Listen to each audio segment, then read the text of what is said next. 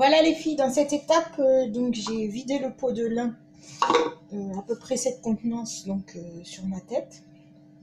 C'est hyper difficile, hein. Donc là, comme vous voyez, il y a du lin. Là, il faut bien l'aider.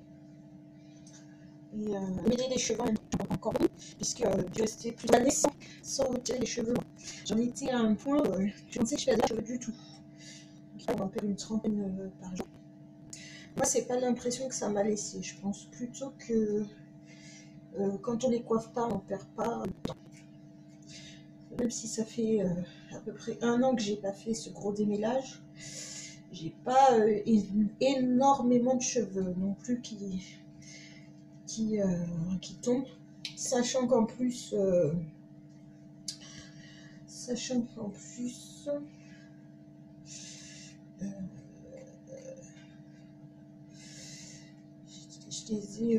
ils ont été emmêlés, quoi.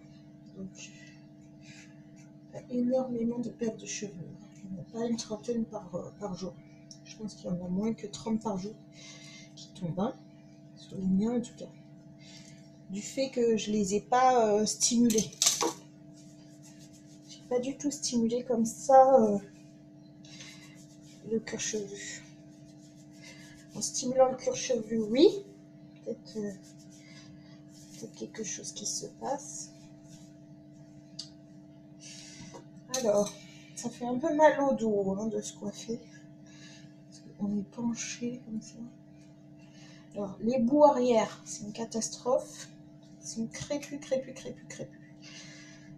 Voilà. Donc, au niveau des pointes, j'y vais doucement. Mais rapidement. Si vous voyez, j'ai pas fini. Bon, bah là, j'ai pas fini. Je vais pas faire une vidéo de 20 minutes. Bon, à moins que ça dérange personne, peut-être les longues vidéos. Peut-être que vous n'avez pas ce temps-là non plus. De toute manière, le cheveu crépus est très long à entretenir, à coiffer. C'est très...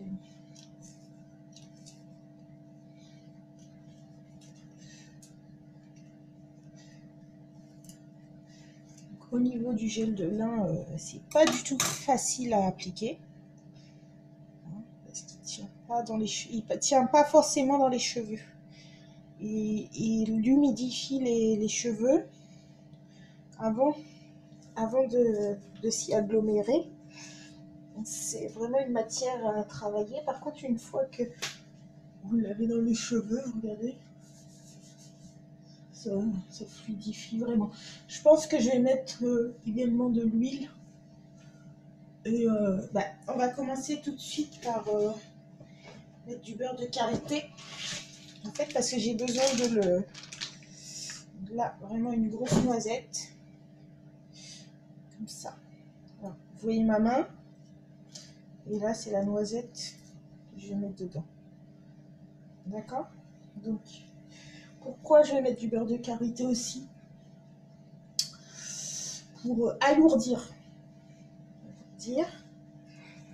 Et permettre en fait à ce qu'il crée une masse. D'autant plus que le beurre de karité est vraiment très très nourrissant. Et ce qui me plairait beaucoup, ce serait d'avoir des petites frisettes. La coiffure qu'on peut faire avec les pailles.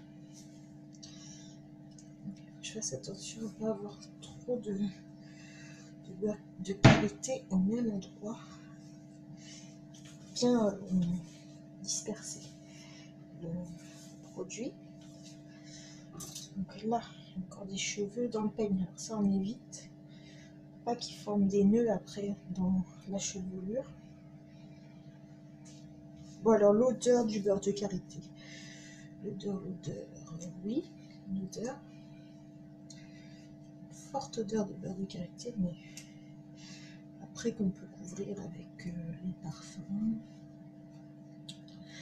les crèmes, tout ce qui existe en fait de bon pour les cheveux. Bon, je me dépêche parce qu'il y a la vidéo, mais en fin de compte, il n'y a pas beaucoup de différence, comme conduire lentement ou rapidement. vais continuer à travailler un peu la chevelure et puis je vous refais une deuxième vidéo. Je vais continuer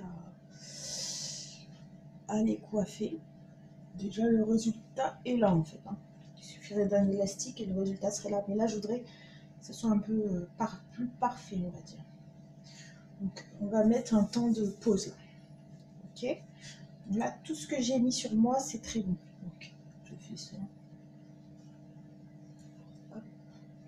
C'est bon pour la peau en fait.